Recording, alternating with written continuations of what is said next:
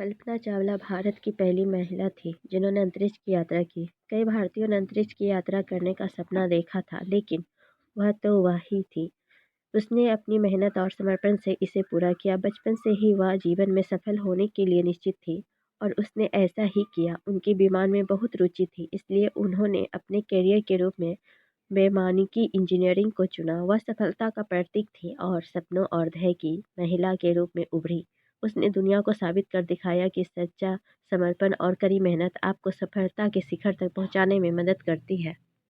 School के दिनों में कल्पना का विमान पर बहुत ध्यान था और वह अंतरिक्ष और ब्रह्मांड के बारे में सुनकर रोमांचित हो उठती थी।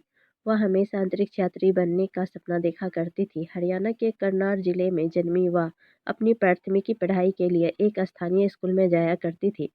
उसे बहुत ही मेहनती छात्र माना जाता था। स्कूल के बाद वह अपने स्नातक की पढ़ाई के लिए एक कॉलेज में शामिल हो गई और उन्होंने वैमानिकी इंजीनियरिंग शुरू कर दी। उसके बाद वह अपने आगे की पढ़ाई करने के लिए विदेश चली गई। उसने अमेरिका के टेक्सास में प्रवेश लिया। इसके अलावा उन्होंने कोलोराडो विश्वविद्यालय से डॉक्टरेट की उपाधि प्राप्त की, फिर नासा में अपने करियर शुरू किया।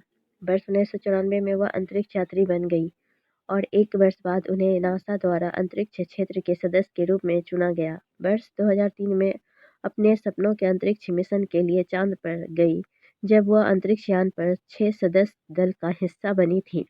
उसने अंतरिक्ष में लगभग 6.5 मिलियन मील की यात्रा की और 375 घंटे तक जीवित रही। हालांकि जब अंतरिक्ष यान पृथ्वी के वायुमंडल में प्रवेश करने की कोशिश कर रहा था, तब यह विघटित हो गया और कल्पना चावला सहित चालक दल के प्रत्येक सदस्य ने अपनी जान गंवा दी। इस महान व्यक्तित्व की मृत्यु से भारतीय और उनके परिवार को बहुत दुख और शोक हुआ। हालांकि उसने लोगों के दिमाग में अपने महान पदचिन्ह छोड़ दिए।